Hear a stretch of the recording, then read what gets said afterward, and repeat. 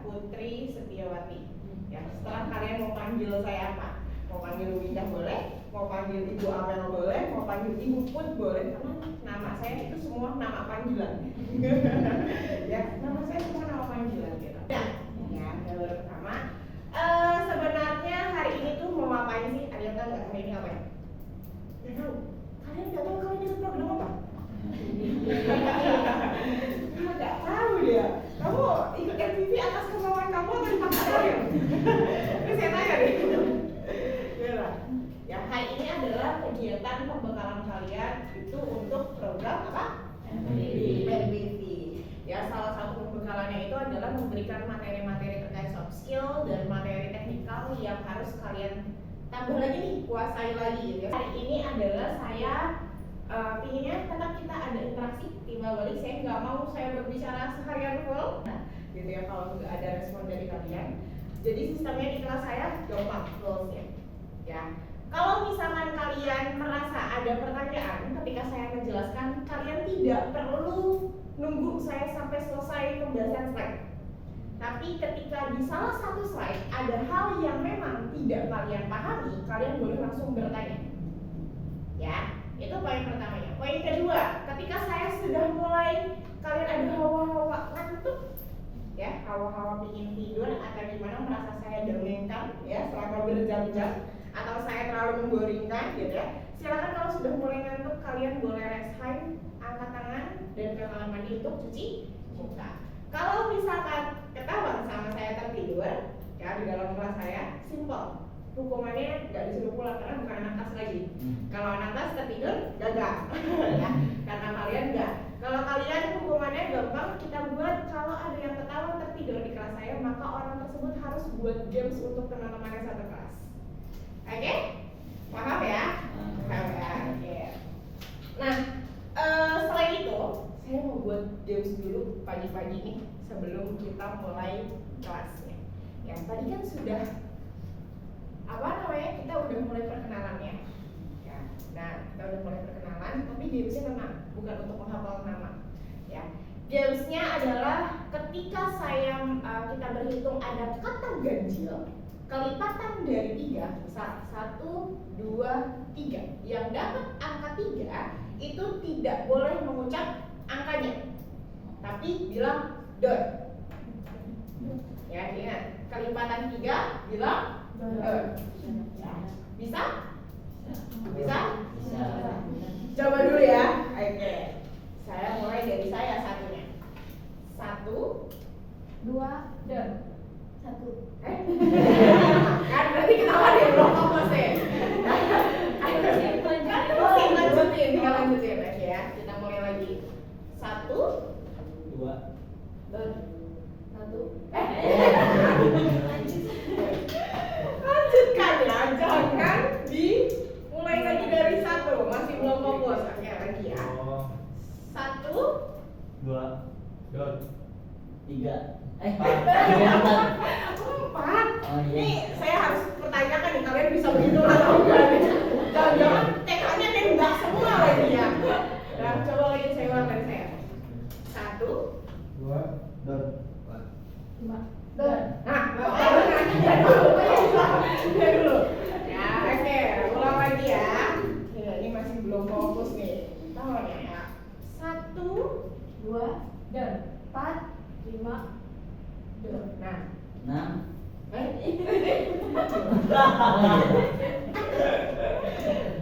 fokus. Nyawanya sudah ada di sini, Mas. Kita ulang lagi. 1, 2, dot. 4, 5, dan 7. 8, dot. Barengan ini. Oh. Kamu baru 10, 11, Dot. 13, 14, dot. Aja benar.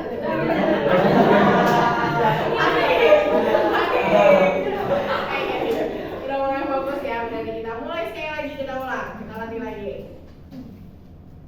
Jadi kamu 1, 2, dot. 4, 5, dot.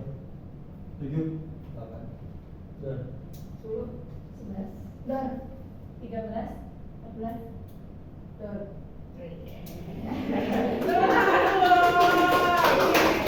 Tuh, fokus ya. Oke, teman-teman, kita langsung masuk materi ya. Itu hanya melihat dulu nih kalian sudah ada nyawanya belum di sini. Jangan sampai nanti fisiknya doang di sini, nyawanya masih di toko atau bukan masih di mes. Beranggapannya saya harusnya saya tidur nih, ya. Tapi udah harus datang ke visi. Oke, materi hari ini berawal kenapa tadi saya mengajak kalian, ayo kita perkenalan dulu. Karena berkaitan sama yang namanya kepercayaan diri. Ya.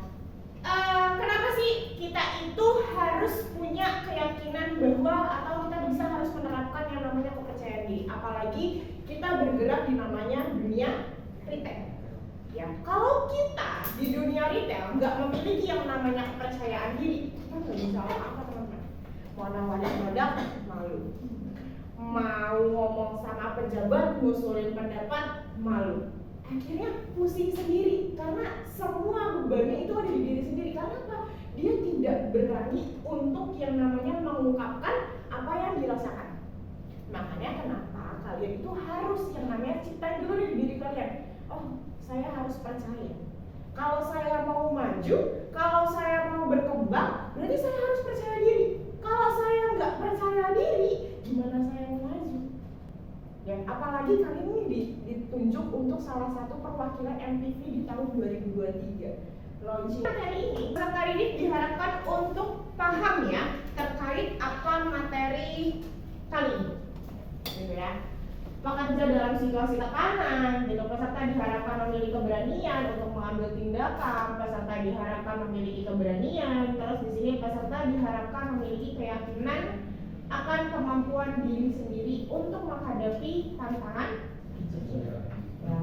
Terus di sini ada mengelola tekanan pekerjaan, yakin untuk bertindak, sama berani untuk berpendapat. Terus yang terakhir adalah menerima tantangan. Ya. Di posisi kalian saat ini saya yakin gitu, masih banyak hal yang kalian takutkan gitu, masih banyak hal yang memang aduh saya harus lakuinnya enggak ya? Saya harus menjalankannya enggak ya? Keputusan saya benar enggak ya? Saya bertindak A sesuai enggak ya sama SOP? Saya bertindak A masih enggak berani ngelakuinnya, masih ada pejabat gitu. Apa-apa harus tunggu disuruh dulu deh. Kalau nggak disuruh, ya nggak ngejalanin, kalian tidak bisa mengambil keputusan di situ, ya. Nah, terus di sini pokok bahasan pertama, mengelola tekanan pekerjaan. Pernah nggak ngerasain yang namanya kalian mendapatkan, Anda menyelesaikan beberapa pekerjaan dalam waktu yang bersamaan, atau bisa dibilang multitasking? Pernah? Pernah? Jangan takut-takut dong. Nggak ada komennya kok di sini. Silakan apapun yang kalian rasakan boleh disampaikan ya. Oke, pernah ngerasainnya? Pernah ya. Oke. Gimana? Yang boleh ngelakuin pernah merasakan multitasking? Siapa tadi namanya? Edi. Gimana rasanya ngerasain multitasking? Sanggup nggak kerja multitasking? Oh, kalau dua-duanya nggak sanggup, maksudnya kalau salah satu dulu diselesaikan baru. Baru bisa. Iya. Tapi pernah dapat pekerjaan dalam satu waktu yang bersamaan? Pernah lu. Pernah. Oke. Selain Edi ada lagi yang pernah merasakan multitasking harus menyelesaikan dalam waktu hari itu jam itu selesai. Jadi pernah? Nggak sampai selesai juga. Gak sampai selesai, tapi hampir. 75%. Oke. Kalian nyaman gak sih sebenarnya kalau misalkan harus multitasking? Karena saya yakin gak semua orang itu bisa multitasking dalam waktu bersamaan. Bahkan ada yang merasa ketika kerja saya satu belum selesai, kok udah ditambah lagi, ini aja belum kelar, saya harus selesaikan yang mana gitu. Bahkan kalian sendiri masih bingung mana yang harus kalian selesaikan, akhirnya dua-duanya gak selesai gitu ya. Nah, lalu bagaimana cara menyelesaikan pekerjaan tersebut ketika kalian memang bukan orang yang tipenya multitasking? Itu ada tipsnya teman-teman. Ketika kalian dirasakan, oh saya itu nggak bisa atau saya gagal fokus ketika saya harus mengerjakan dua hal yang berbeda dalam satu waktu. Saya itu nggak bisa, saya bukan orang yang seperti itu. Ketika saya diberikan seperti itu, maka kerjaan saya akan hilang atau nggak bisa menentukan target atau lainnya, gitu ya. Dan caranya gimana? Nih, di sini ada yang mengatakan bahwa menurut peneliti McCline, hanya 2% manusia yang sukses bisa melakukan multitasking. Dikit banget. Ya, berarti hampir banyaknya dari 2% ini 98% itu nggak semuanya bisa multitasking. Apa efek buruknya ketika ada orang yang memang bukan halnya dia terbiasa melakukan multitasking, tapi dia dituntut nih untuk melakukan multitasking itu. Hal buruk yang terjadi adalah yang pertama nih, pekerjaan tidak maksimal. Saya bilang tadi dari awal, ketika kalian dipaksa dituntut kerjakan berantakan.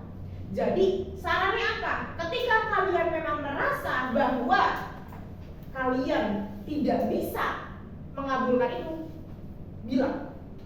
Yang saya sering dapatkan adalah kalian itu nggak berani bilang atau tidak berani menolak pekerjaan tersebut dengan alasan takut diomelin, aduh malah takut nanti gak dikasih pekerjaan, aduh nanti malah gak diperpanjang kontrak, aduh nanti mau naik jabatan susah. Hal-hal seperti itu nih yang numpuk di kalian ketika kalian ingin menolak pekerjaan yang disuruh sama pejabat atau korwil kalian.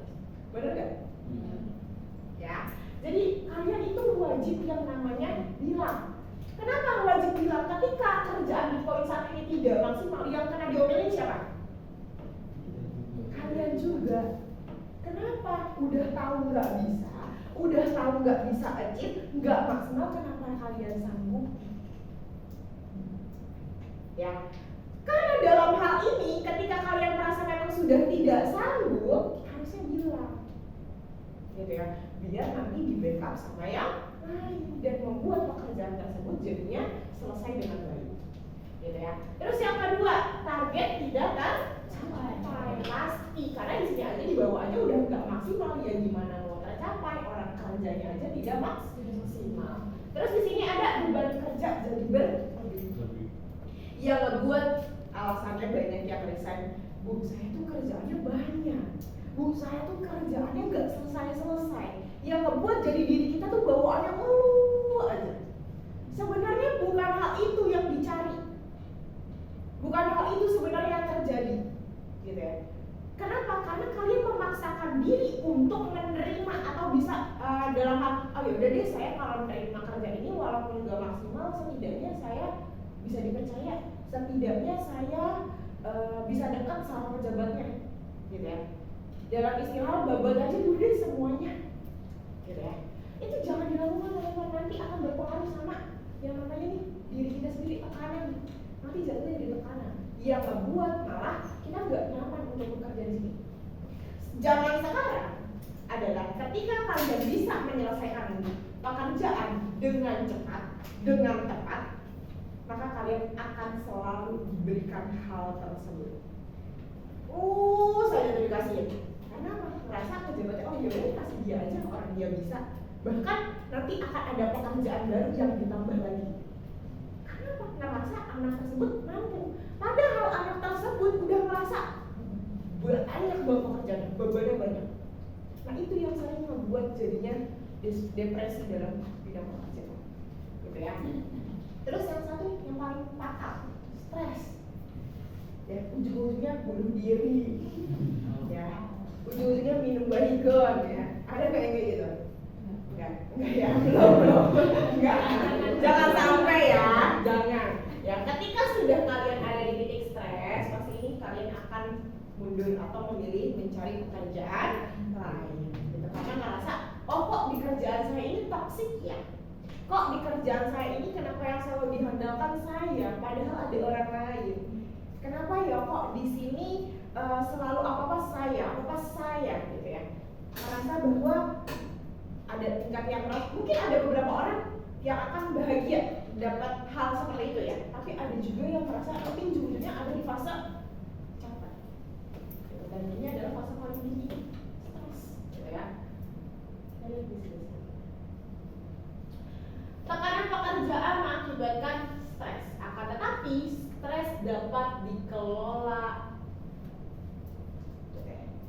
Ada nih buat mengelola stres.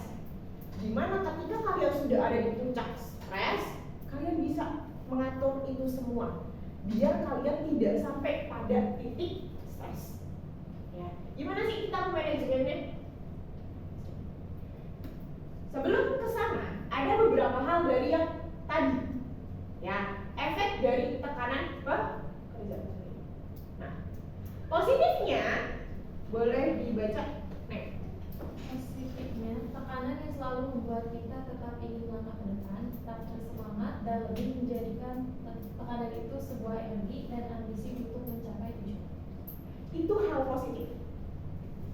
Karena saya tidak bisa memungkiri Gen Z, Gen Strawberry, Gen Sandwich kalau tidak dipecut, tidak ada tekanan, tidak ada ancaman, tidak mau jalan. Benar kan? Harus diancam dulu. Nanti kalau nggak kerja, saya cut ya. Nanti kalau misalkan nggak achieve target, saya mutasi ya. Nanti kalau nggak achieve target, hal lainnya, hal yang membuat nanti akan mempersulit kalian, gitu ya. Tapi ketika kalian mendapatkan itu, otomatis kalian akan bersemangat. Oh, saya harus achieve target nih, biar nggak dimutasi. Oh, saya harus achieve target nih, biar jenjang karir saya cepet. Itu kan bentuk pecutan. Ya, ada orang yang ketika mendapat ancaman seperti itu, dia mengambil hak positifnya. Tapi ada juga yang ketika mendapat tekanan, dia ada negatifnya. Dek, coba baca dek. Tekanan yang selalu membuat kita menjadi dimotivasi dan menjadi tidak tenang dalam bekerja, bahkan cenderung menjadi apatis. Ya, jadi cuma pengikut doang, cuma jadi parasit nih. Karena apa? Ngerasa ya udahlah, pasti kalau nggak dijalani juga akan ditekan, akan dipres, akan ngebuat jadi merasa kerjaan pun jadi nggak senang, gitu ya. Tidak seperti yang diambilnya positif nih. Kalau misalkan kalian mengambil tekanan ini dalam hal positif, ketika kalian menjalankan, kita akan merasa, oh saya harus semangat nih, masih semangat. Tapi kalau sudah ada di hal yang negatif, nih dikatakan demotivasi, itu udah drop teman-teman. Kalian mau ngerjain apapun, padahal itu pekerjaan kalian sehari-hari, misalkan ya, Neng, plano. Tapi cuman hanya kata Neng plano itu awalnya hanya kerjaan kalian sehari-hari, tapi karena kalian sudah merasa tertekan, kalian terima itu udah kayak emosi banget. Ih, apaan sih? Itu saya dulu. Kan bisa yang lain, kan banyak yang lain. Akan merasa dumel terus. Padahal itu adalah pekerjaan sehari-hari. Itu nih udah ada di titik kalian stres, gitu ya. Terus di sini kita lanjut. Tips menghadapi tekanan kerja. Nih, komunikasi dengan rekan kerja atau atasan. Tapi hal yang masih sering ngebuat merasa kalian tertekan atau kalian tidak bisa memberikan solusi atau memberikan suara kalian adalah ketika komunikasi dengan atasan. Gimana ya saya biar ngomong sama atasan? Gimana ya biar atasan saya tidak tersinggung? Gimana ya biar atasan saya mau mendengarkan pendapat saya? Kuncinya, teman-teman, ketika kalian ingin berkomunikasi dengan atasan, apa yang harus kalian lakukan dulu? Deketin dulu atasannya. Dengan cara apa? Kalian ketika di luar pekerjaan, maka ajak ngomong atasannya. Tapi jangan bahasnya juga, jangan cuma soal pekerjaan, teman-teman. Kalian bahas keseharian. Misalkan kalian ada kesamaan sama atasannya, suka main ML, yang main games, atau yang cewek suka main TikTok, ya ajak, gitu ya. Karena merasa dengan hal seperti itu, atasan akan merasa, oh saya dihargai ya, oh saya diajak ya. Terkadang ketika anak buah sudah benci sama atasan atau tidak memiliki rasa respect sama atasan, dia akan menjauh. Akan kalau misalkan kita udah selesai kerja, udah pulang aja, malas ngomong sama dia. Kalau ada dia, pergi kemana, menghindar. Hal itu yang membuat kalian malah semakin tertekan, karena kalian yang membuat diri kalian tidak nyaman dengan kepemimpinan atasan kalian. Kepemimpinan, kenyamanan di tempat kerja itu bukan berdasarkan orang lain, teman-teman, tapi diri dulu sendiri. Diri sendiri itu udah nerima belum dia mimpin seperti itu? Udah legowo belum dengan sifat kepemimpinannya? Sudah mau menerima belum komunikasi dengan atasannya? Itu dulu. Kalau misalkan kalian dari diri kalian tidak membuka, atasan mau merangkul gimana pun gak akan bisa. Karena apa? Diri kalian sudah menanamkan kebencian sama atasan kalian. Jadi harus legowo dulu ketika mendapatkan pimpinan yang tidak enak, tapi harus dipaksa untuk melakukan komunikasi. Selain sama atasan, sama rekan kerja juga nggak boleh nih yang namanya loss komunikasi. Ya, kalau misalkan kalian merasa saya udah nggak nyaman nih, ya sama ini anak, udahlah nggak usah diajak ngomong, udahlah diemin aja, gitu ya. Ada hal yang kayak gitu sampai orang kalau misalkan kita mau bagi job desk karena udah nggak suka sama orang tersebut, dia jadinya dimusuhin, dijauhin, gitu ya. Itu juga salah satu membuat kalian nanti akhirnya ujungnya bukan orang tersebut yang nggak nyaman, tapi diri kalian sendiri yang nggak nyaman. Karena merasa apa? Risih ngelihat orang tersebut ada di toko. Bukan dia yang nggak nyaman, tapi kalian yang gondok sendiri. Jadi bawaannya kalau ada dia ngelakuin apa dikit, iya apaan sih ini orang sabar banget, pasti gitu. Iya apaan sih ini orang nggak jelas banget. Memaksakan diri untuk terlihat baik-baik aja di dia, tapi padahal hatinya gondok. Itu yang membuat kita capek, teman-teman. Jadi yang harus dilakukan adalah tetap komunikasi. Kalau misalkan kalian tidak mau merasa tertekan dalam bekerja, karena kalau komunikasi titik utama, titik paling utama membuat kalian nyaman bekerja.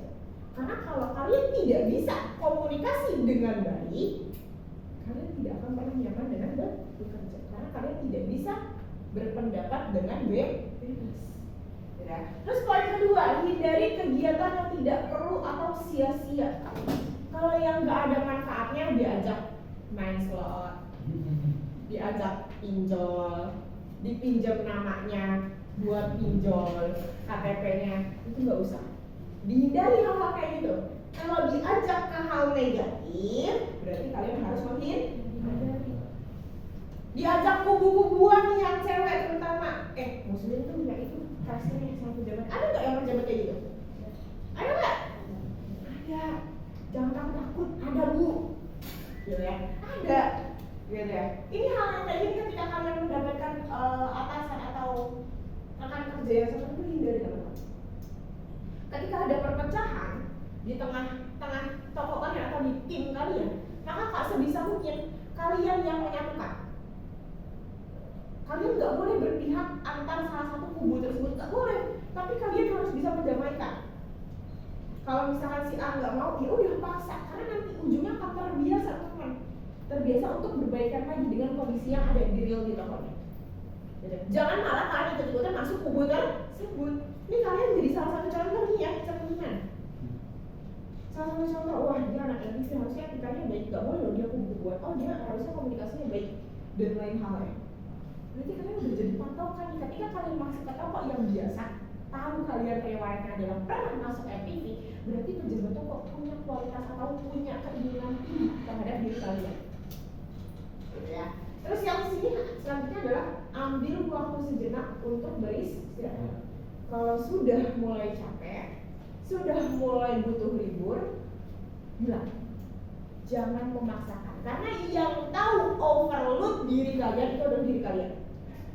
Kalau sudah mulai capek dapat pekerjaan yang banyak, bilang. Jangan dipendam. Karena yang bisa menolak itu adalah diri kalian. Karena yang tahu kapasitas itu adalah kalian, bukan orang lain. Karena yang bisa mengukur, oh saya sudah sampai sini nih, kapasitasnya udah 100%. Kayaknya harus diistirahatkan dulu sampai 80% dulu dikosongin. Baru ambil pekerjaan kalian. Gitu ya. Jadi jangan sampai kapasitas kalian udah overload banget, tapi kalian masih memaksakan untuk menerima pekerjaan. Terus selanjutnya, perlu yang namanya mengelola pekerjaan kalian. Ya, poin pertama, buat daftar pekerjaan sederhana. Ini udah jalan belum? Saya tanya sama diri kalian sendiri. Belum? Belum. Percaya, salah satu hal yang membuat kalian pekerjaan lama selesai adalah kalian tidak membuat list pekerjaan dan kalian tidak membuat pekerjaan kalian berdasarkan skala prioritas. Dan itu akan menghambat pekerjaan kalian lama selesai. Karena kalian tukar-tukar nih. Mana yang kuartal 1, mana yang prioritasnya paling utama, mana yang prioritasnya paling akhir. kebanyakan kualitas yang paling akhir dijalankannya di awal. Contoh apa? Gosip. Itu kan nggak terlalu penting, tapi dijalankannya di awal. Kalau nggak gosip sehari kayaknya hampa banget ini. Kalau nggak ngegosipin atasan sedikit aja, kayaknya kosong banget gitu. Itu kan hal-hal nggak penting yang menunda pekerjaan. Kalau udah gosip, pekerjaan selesai nggak? Enggak, pasti asik gosip, pekerjaan ditinggalin. Dan gosipnya harusnya kelerek selesai jam 3 harus sudah selesai, tapi karena gosip dulu di mes tempat laki-laki, akhirnya baru maghrib pulang. Karena begitu lucunya ngeluhnya, bosnya mau resign karena pulangnya lama. Padahal kan ulahnya sendiri yang membuat prioritas kerjaan dia ini nggak selesai, gitu ya. Jadi kalian kalau memang pekerjaan yang mau teratur, maka yang harus kalian lakukan adalah buat daftar pekerjaan. Contoh, saya pagi jam 8 pagi sampai di toko, saya harus saya harus update harga. Selesai update harga, saya harus apa nih yang urgent dulu. Oh, ada barang masuk, harus saya cek dulu. Oh, berarti saya ngecek barang dulu setelah update harga. Oh, saya harus ada cek expired nih. Kayaknya udah berapa minggu nggak cek expired. Cek expired. List nih, buat dulu listnya. Hari ini mau ngapain? Biar pekerjaan kalian tuh runtut dan kalian tahu mana dulu yang harus saya kerjakan. Setelah ini mau ngerjain apa tuh kalian tahu, jadi nggak bingung. Ketika kalian sudah banyak pekerjaan, ya, ketika kalian udah dikasih amanah banyak banget ya, kalian nggak punya list pekerjaan apa, kalian lupa mau ngerjain apa. Ujung-ujungnya pekerjaan ada salah satu pekerjaan yang terlewat. Ya, jadi list pekerjaan itu penting ya. Terus tentukan prioritas ya dari sini. Terus yang ketiga, fokus terhadap satu pekerjaan. Yang tadi saya bilang, kalau kalian tidak multitasking, berarti selesaikan dulu satu pekerjaan, sudah selesai baru masuk ke pekerjaan berikutnya. Di sini yang pertama ada kalimat memahami. Balik lagi yang tadi saya bilang, kalau kalian dari diri kalian tidak memahami load pekerjaan job desk kalian berdasarkan jam, kan kita ada pembagian ya, awal shift, buka shift, sama tutup shift. Itu ada keterangan jamnya. Awal shift dari jam 6.30 sampai jam 8. Itu awal shift. Ya, apa nih yang dilakukan di awal shift job desk kru? Oh, saya awal shift harus bersihin area kasir. Oh, saya awal shift harus bersihin area toko dan lainnya. Dan lanjut ke tahap buka shift. Di buka shift itu apa job desk ini yang masih saya tentukan adalah harusnya dikerjakan ketika buka shift, tapi dikerjakan di awal shift. Harusnya dikerjakan di akhir shift, kalian masukin di buka shift. Contoh, cek barang. Harusnya boleh nggak dilakukan di jam 7 pagi? Buat reguler ya, kalau fresh food itu kan pengecualian. Untuk reguler, masih ada nggak sih yang ngecek barang tuh pagi-pagi buta atau bahkan baru datang langsung ngecek? Ada nggak ya kayak gitu? Pasti ada. Itu hal yang nggak boleh. Kalaupun ada barang datang ketika di jam awal sih, maka kalian itu tugasnya cuma nungguin dulu. Karena ada hal yang lebih urgent. Apa urgent yang di pagi hari harus dilakukan? Apa ya? Ada yang apa? Apa? Bukan esok. Apa? Update harga. Ini masih sering ketukar update harga, masih sering tidak dijalani di awal sih. Padahal itu penting. Kenapa? Kalau kalian nggak update harga, yang terjadi apa? Low sales. Benar nggak? Miss, harusnya promo jadi nggak promo. Selisih harga antara kasir sama dirang. Gitu ya. Jadi prioritasnya masih belum kebagi dengan baik. Bahkan masih ada yang nggak tahu. Saya habis ini harus kerjain apa ya di jam sekian. Udah nggak ada kerjaan. Padahal secara nggak langsung kerjaan kalian numpuk. Nggak selesai karena kalian belum bisa membagi waktunya kapan harus dilakukan. Ya. Memahami peran terhadap deh. Nih masih juga kurang peka sama job desk kalian itu apa? Masih sering mengandalkan. Udahlah biarin job desknya si A, job desknya si B. Kenapa sih? Apa salahnya sih kalian ngebantu sesama kru? Apa sih salahnya? Keuntungannya tuh bukan cuma buat per individu, tapi buat keseluruhan. Peran ini memahami peran itu penting ya teman-teman.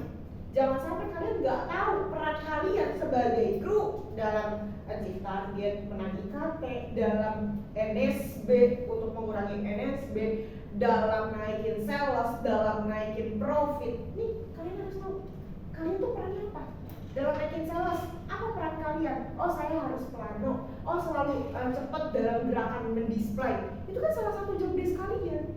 Ketika hal itu lupa perannya, kalian lupa dalam melakukan itu, semua hilang, nggak bisa dilakukan, ya, nggak bisa berjalan. Karena titik tumpunya MSB, titik tumpunya sales naik, titik tumpunya profit naik itu ada di kalian sebenarnya. Karena apa? Di lapangan kalian. Sales mau naik sales promo, kalau kasirnya nggak promo, sales naik nggak? Nggak. Kan nggak mungkin pejabat yang lakuin promo, benar nggak? Berarti itu kan adalah titik peran kalian untuk naikin sales. Jadi jangan ngeluh kok apa-apa saya, kok buat naikin sales harus kru yang naikin. Bukan gitu teman-teman, tapi tugasnya pejabat itu controlling. Yang menerapkan di lapangan adalah kru. Gitu ya, jadi kalian harus sadar terkait peran kalian itu apa sih di dalam tim sebelum menyalahkan atau menghakimi pejabat tokoh atas job desk yang diberikan. Ya, jadi harus tahu dulu titik peran kalian itu apa sebagai kru. Nah, di sini perannya. Skip aja. Nah, ini dasar pengambilan keputusan yang harus kalian lakukan sebelum kalian melakukan keputusan. Intuisi, firasat. Kalau kata intuisi, firasat, ya. Dari hati, oh kalau saya mau ngambil ini, saya rasa oh udah gak nyaman dari hati. Misalkan ketika kalian mengambil keputusan ya, kan ada hal dari dasar diri kita, takutnya gimana gitu, perasaan kalian udah gak enak. Ketika sudah hal itu terjadi, intuisi kalian bilang perasaan yang gak enak, maka jangan diambil, karena biasanya itu benar. Ya, jadi berdasarkan intuisi. Terus yang selanjutnya adalah pengalaman itu butuh dikaitkan sebelum kalian mengambil keputusan. Jangan sampai kalian salah mengambil keputusan padahal sebelumnya udah ada pengalaman itu gagal, tapi kalian ulang lagi dengan kesalahan yang sama, itu sama aja bohong. Gitu ya. Jadi pengalaman itu sebagai dasar untuk kalian mengambil keputusan. Wewenang. Ya. Itu tugas kalian bukan untuk mengambil keputusan. Kalau memang itu tugas kalian, wewenang kalian di hari tersebut untuk mengambil keputusan, maka ambil keputusan itu.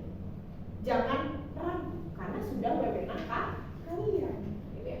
Terus fakta. Ketika kalian mau berargumen, ketika kalian mau mengambil suatu keputusan, maka dikaitkan dengan yang namanya fakta. Faktanya real nggak? Sesuai nggak dengan yang kita inginkan? Sesuai nggak dengan kebutuhan yang kita lagi perlukan? Jangan sampai ketika kalian mengambil keputusan atau kebijakan itu tidak terlalu penting, nggak terlalu dibutuhkan.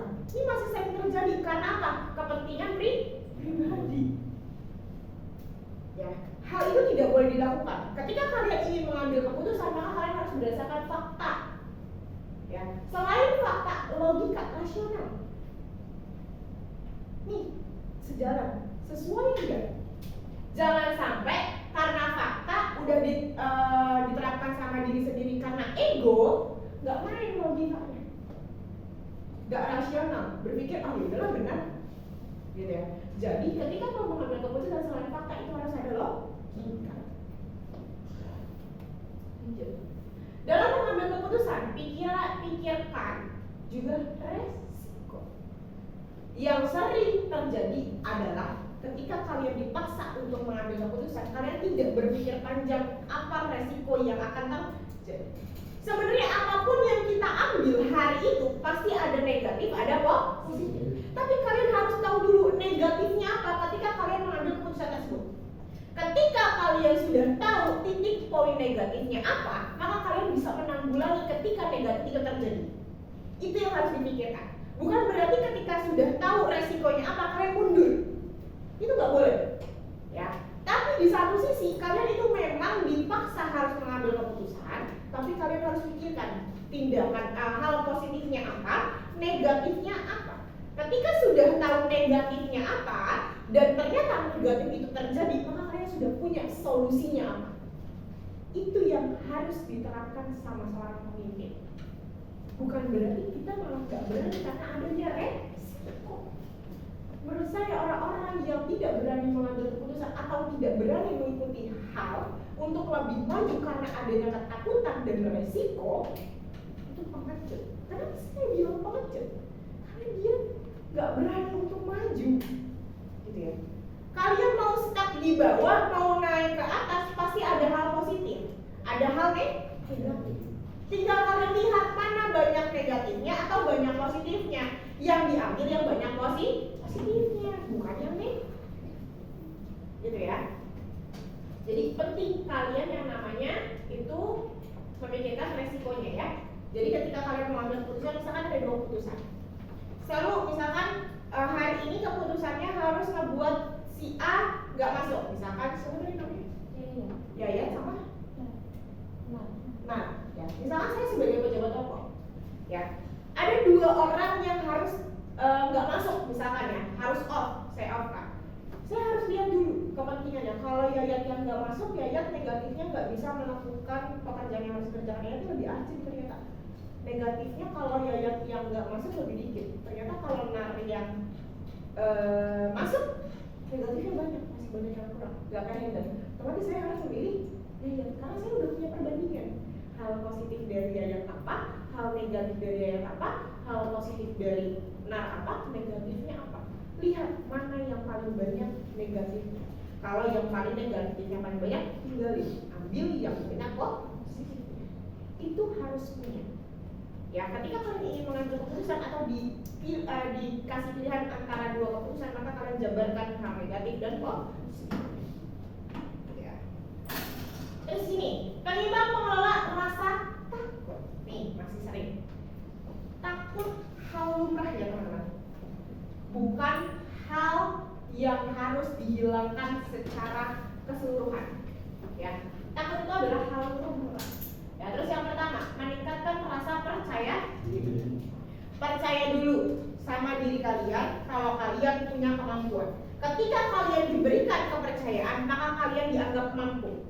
Tinggal bagaimana kalian menganggap diri kalian itu bisa. Kebanyakan adalah ketika ditunjuk, Pak saya kan nggak bisa Pak. Pak kan saya kan kayak gini Pak. Pak saya kan begitu Pak. Sudah mengecilkan diri sendiri. Padahal yang menilai kualitas pekerjaan kalian itu bukan diri kalian, tapi orang lain yang melihat tindakan kalian. Ketika kalian diapresiasi, diberi kepercayaan dan kalian menolak, berarti kalian yang nggak percaya diri sama kemampuan yang kalian miliki.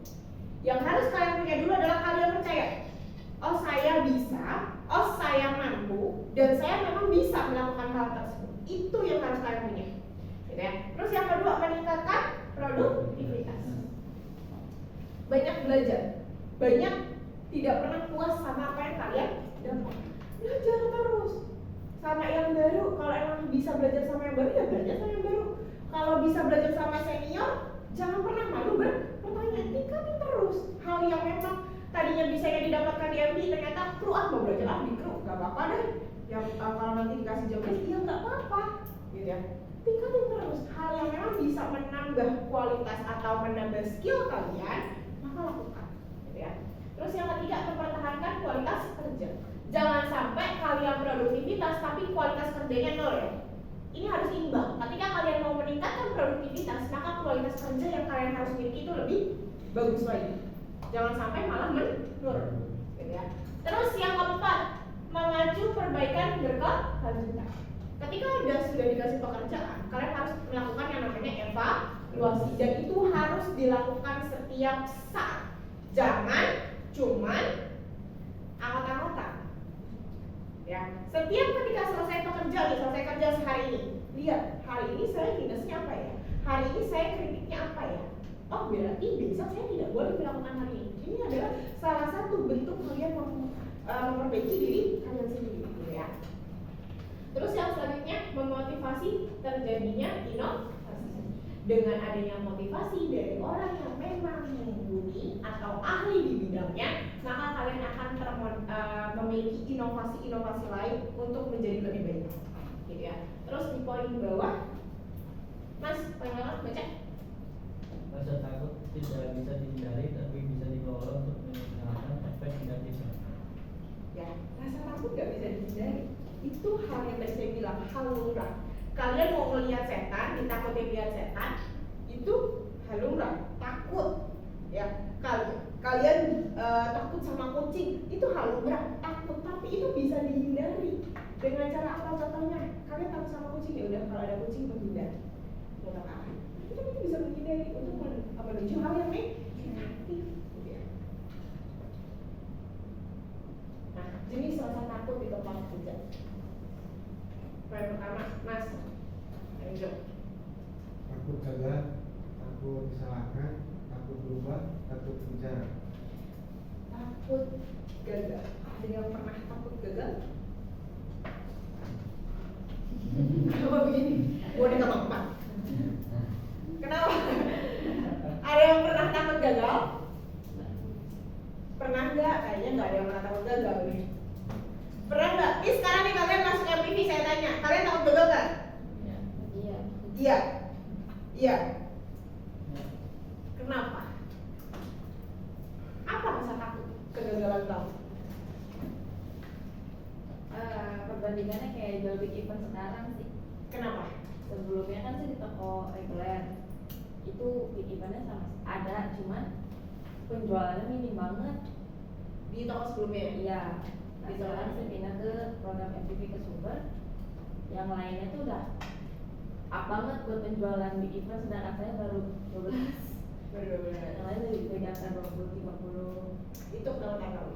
Iya, jadinya Takut gagal di target yang diterapkan sama korwil kamu atau pejabat toko kamu ya. Oke. Coba yang dari pihak laki-laki. Yang benar saya mau dengar suaranya. Apa yang membuat kamu ada takut gagal dalam MPV? Enggak. Enggak. Kenapa? Itu kan dari diri. Itu hal yang bagus. Kenapa? Kan ini ada ketakutan gagal. Enggak, ya itu hal yang wajar. Gak apa-apa. Kenapa? Percaya diri dulu. Percaya diri dulu. Iya. Betul. Apa yang kamu punya itu harus percaya. Benar nggak? Betul. Iya.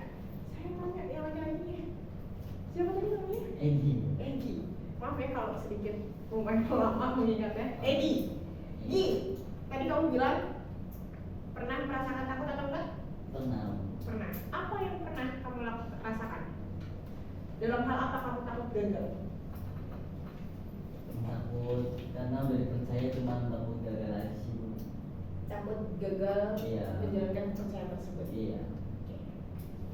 Itu hal yang wajar. Tapi percaya enggak? Kegagalan tersebut tercipta karena suges kalian. Ketika di diri kalian mensuges bahwa kalian tidak achieve target, bahwa kalian akan kalah saing, bahwa kalian tidak bisa mencapai apa yang dipercayai, itulah yang akan terjadi. Yang harus diubah adalah pola pikir kalian. Ketika kalian merasa kalau diterapkan aduh takut gagal, aduh saya takut kalah saing, dari contohnya ya, saya takut gak achieve targetnya karena yang lainnya udah banyak dapat target dan lain hal ya. Bahkan kalian ini secara nggak langsung kalian mendoakan diri kalian tidak berhasil. Karena hal yang harus kalian percayai, ketika kalian mengucap sesuatu, hal yang kalian terapkan pada diri kalian, itulah yang akan terjadi. Jadi apa yang harus kalian lakukan? Sugeslah hal baik, sugeslah hal positif. Oh, ketika saya melihat teman saya, dia achieve targetnya tinggi, saya bisa, saya pasti dapat targetnya lebih gede dari dia. Dan itu akan real, kalian akan dipermudah untuk mendapatkannya. Jadi harus dulu nih dari diri kalian. Kalau kalian sudah udah dapatnya minim, kalian susah buat nyari pelanggan. Pegang omongan saya. Susah buat dapetin hal tersebut. Tapi kalau kalian udah disuges dalam diri kalian, oh saya bisa targetnya 15 orang, saya hari ini bisa dapat 20 orang dari dia. Kasih yang satunya. Nah, kalian juga secara langsung nanti kasih jalan. Buat ngomong sama konsumen, buat nawarin ke konsumen ada yang mau. Benar tadi yang dikatakan sama Edi, siapa namanya? Doni. Doni. Percaya dulu sama diri. Ketika Sekarang saya lihat tanya tiktokers, seorang artis, apa sih keunggulan dia? Percaya diri. Kalau dia nggak percaya diri buat tampil di TikTok, buat goyang-goyang seperti itu, buat speak up, dia nggak akan main, nggak akan dikenal sama kalian, benar nggak? Jadi kuncinya tak percaya diri. Terus yang selanjutnya takut disalahkan. Toh belum dicoba, kenapa udah takut disalahkan? Coba dulu, hal disalahkan itu hal wajar. Ketika kalian disalahkan, itu bukan sebagai kalian malah mundur ya. Tapi ketika kalian disalahkan, buatlah omelan tersebut menjadi motivasi. Oh berarti saya besok nggak boleh melakukan hal tersebut. Ini salah. Dan tanyakan, gimana Pak yang benar? Gimana Bu yang benarnya? Apa yang saya harus lakukan untuk membenari hal yang salah saya lakukan? Itu jangan malah baper. Yang terjadi saat ini adalah banyaknya ketika dikritik, ketika disalahkan, ketika diomelin, besoknya nggak mau ngelakuin hal tersebut. Benar nggak? Benar nggak? Benar nggak? Soalnya kecil banget loh. Ya. Terus di sini takut apa takut perubahan yang kalian paling besar? Ketika perubahan yang ditakutkan sama anak TikTok, ketika dia berperilaku lebih baik, perubahannya paling besar adalah dia harus mutasi, naik jabatan, dan dimutasi dan berpisah dengan TikTok. Itu yang bikin berat. Padahal perubahan ini akan membawa dia lebih baik ke depan. Tapi takut sama yang namanya perubahan. Kenapa? Jangan takut ketika kalian dihadapi sama yang namanya perubahan, jalani. Berarti hal ketika berubah, inilah hal terbaik yang harus saya lakukan. Bukan malah mau hindar. Bu, saya mundur deh dari MTV. Bu, saya mundur deh buat naik DPRD karena saya takut Bu dimutasi. Ngapain takut? Jalanin dulu. Ya. Terus yang selanjutnya, takut bicara. Silent treatment. Ini sering terjadi. Jangan silent treatment teman-teman. Tapi ketika ada hal yang memang tidak sesuai sama SOP atau tidak sesuai dengan hal rule yang dikerjakan, maka kalian harus ngomong. Jangan kunci rapat-rapat mulut kalian. Kalau kalian gak percaya, sampai kapanpun pejabat tidak akan tahu yang namanya kebutuhan krunya seperti apa. Dan gak akan pernah tahu apa kekurangan dari kepemimpinan mereka. Karena mereka merasa oh ya udah aman aja karena kalian gak ada yang komplain dengan kinerjanya. Jadi harus lebih selanjutnya berani mengambil keputusan, percaya diri, tak perlu takut dengan hal baru dan bersikap tegas. Keberanian berpendapat. Di sini yang pertama itu adalah tidak memahami permasalahan. Ketika kalian mau memberi argumentasi atau kalian ingin memberikan pendapat dibarengi dengan fakta dan pengetahuan, banyaknya orang sekarang ketika mengkritik asbun, asal atau asal nyebut, tapi dia nggak tahu permasalahannya apa. Kadang itu nimbrung aja deh. Sebelum kalian berpendapat, tahu dulu masalahnya apa, solusinya gimana, dibarengi dengan data-data fakta yang akan kalian bawakan untuk membantah argumentasi. Kalau kalian tidak punya data yang kuat, maka jangan pernah berpendapat. Saya yakin kalian itu orang-orang cerdas, kalian orang-orang pintar. Ketika berpendapat, maka barengi dengan yang namanya kalian paham akan titik masalah tersebut. Jangan cuma kayak orang-orang ikut demo kenaikan gaji, ikut demo komplain loyalitas kerja, ikut demo nggak ada uang dalam bulan. Tapi kalian sebenarnya nggak tahu titik poin masalahnya apa. Cuma hanya ikut untuk merah. Itu jangan. Ya, tapi kalian harus tahu titik masalahnya apa. Terus menyampaikan dengan cara yang bertele-tele. Jangan. Kalau kalian ingin berargumen, sampaikan dengan to the point. titik masalahnya apa yang mau kalian angkat, itu yang kalian bawa. Jangan sampai kalian muter aja, gitu ya. Terus selanjutnya memberi argumen tanpa dasar. Jangan sampai, harus ada dasar yang kuat kalian untuk yang namanya memberi argumen. Terus tidak mau mendengar pendapat orang lain yang sering terjadi di bawah. Kalian mau mengkritik, tapi kalian tidak mau dikritik. Ini paling banyak terjadi. Ketika dikritik balik, dia bakal marah. Ya kalau kalian nggak mau dikritik, nggak usah mengkritik. Tapi ketika kalian mengkritik, maka kalian harus siap sama yang namanya diberi saran, ya. Terus selanjutnya, cara menyampaikan pendapat. Saat menyampaikan pendapat atau argumen, berikanlah contoh yang akan mendukung opini saat disampaikan. Jadi contohnya kasih dulu contohnya. Kalau kita melakukan A, maka akan yang terjadi seperti ini. Dampaknya ini dicontohkan biar orang memiliki gambaran. Ya. Nah, di sini ada kalimatnya. Contohnya, menurut pendapat saya, berdasarkan pendapat saya, selama yang saya perhatikan secara pribadi saya. Jadi kalian ada nih gambaran secara faktanya seperti apa yang mendukung argumen kalian, yang membuat argumen kalian menjadi kuat. Jangan sampai kalian berargumen tapi tidak ada dasaran aktualnya, gitu ya. Nah, di sini menyampaikan argumen yang kuat itu adalah demonstrasi, ya.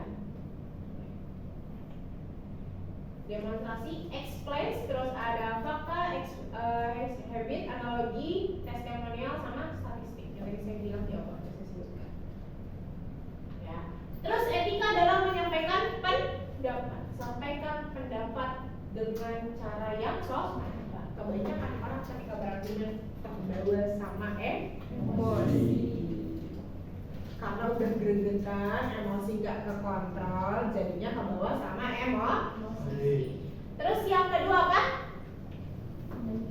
Dasar argumen yang kuat.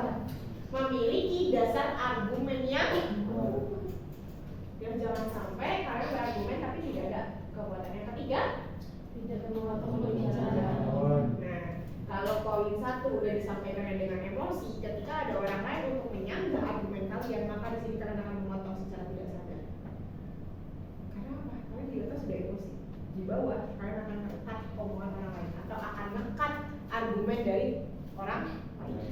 Ya, itu nggak boleh ya. Ketika ada orang memberikan argumen atau menyanggah argumen kalian, maka dengarkan sampai tuntas. Jangan dipotong. Terus menerima tantangan, ya, gangguan, hambatan, sama tantangan. Coba baca penutup, Mas. Gangguan merupakan hal atau usaha yang muncul dari luar yang memiliki sifat atau bertujuan untuk melemahkan atau menghalangi.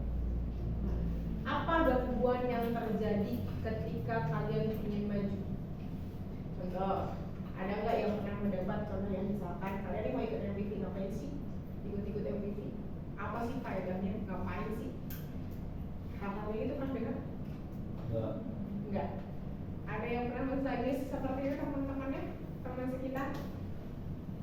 Ngapain sih kerja di MIDI deh, nggak usah jajan, ngapain sih kerja di MIDI? Kan BNSB mulu. Ngapain sih lampu betah banget di MIDI? Resign lah. Itu kan hal mengambil. Secara galat kalian akan terdistract dan percaya kalau diucapkan setiap saat sama teman kalian. Ngapain sih kerja di MIDI? Kejar target segala macam, pulang malam, nggak ada lemburan, masih aja kita di MIDI. Tukerlah ke Indomaret atau kemana, gitu ya. Keluarlah kemana, ya. Itu hal-hal yang membuat kalian itu gangguan, ini gangguan. Kalau mau dibilang satu ada malaikat, satu ada setan.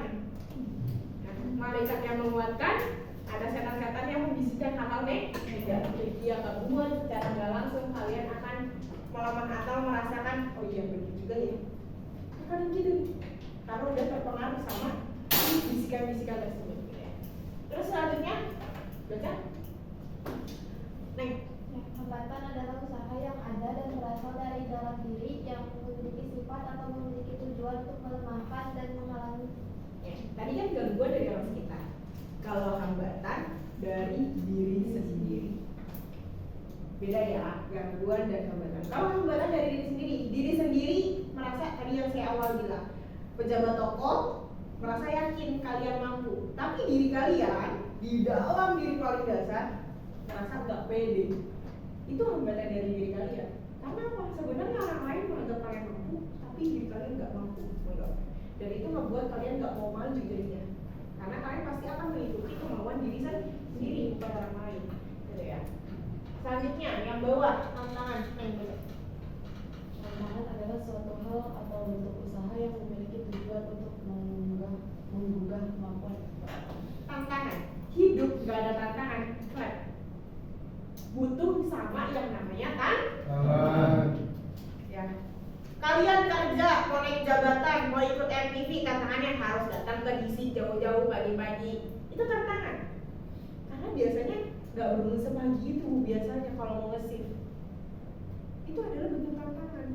Karena apa? Kalian tantangannya, oh saya mau lulus MPV tapi saya harus datang pagi-pagi. Itu adalah tantangan. Ada yang mager. Harusnya hari ini ada 24 orang yang hadir. Tapi yang hadir sekarang cuma 10 orang lagi tuh berarti nggak bisa melewati tantangannya. Karena apa? Merasa oh iya nggak passion saya atau hal lainnya gitu ya.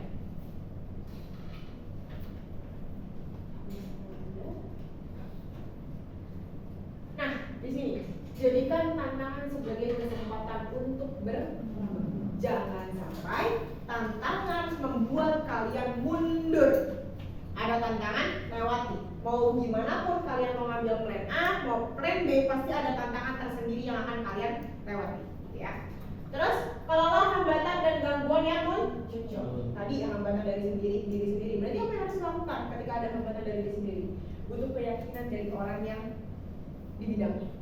Ketika kalian mendapatkan motivasi yang benar untuk diri kalian, maka kalian akan percaya dirinya bagus. Gitu ya. Berarti ketika untuk menanggulangi dari kelola hambatan ini adalah untuk cari dulu orang-orang yang memang bisa memberikan motivasi pada diri kita, gitu, diri sendiri. Terus di sini ada gangguan nih. Kelolanya gimana? Hindari orang-orang yang memiliki hasutan-hasutan tidak baik buat kalian. Hindari dulu sesaat. Ya sampai kalian punya kuping kebal. Kalau udah punya kuping kebal, ya baru deket lagi nggak apa-apa. Tapi kalau masih gampang kasar, jauhi dulu. Ya. Terus selanjutnya berpikir positif dalam menghadapi tantangan. Selalu terapin yang saya bilang ya, jangan terapkan di mindset kalian negatif, tapi terapkan positifnya dulu. Ketika hal yang diterapkan positif, maka itulah yang akan terjadi. Ya. Nah ini 5 langkah membangun kepercayaan diri. Yang pertama nilai diri, percaya, positive thinking, berani, sama belajar mensyukuri nikmat Tuhan. Ya mengambil resiko, positive thinking gitu ya. Selanjutnya siklus hidup. Boleh dibaca. Pelajaran penting yang dapat diambil dari ikan salmon adalah bagaimana mereka berani menghadapi resiko dan tantangan untuk mencapai suatu tujuan.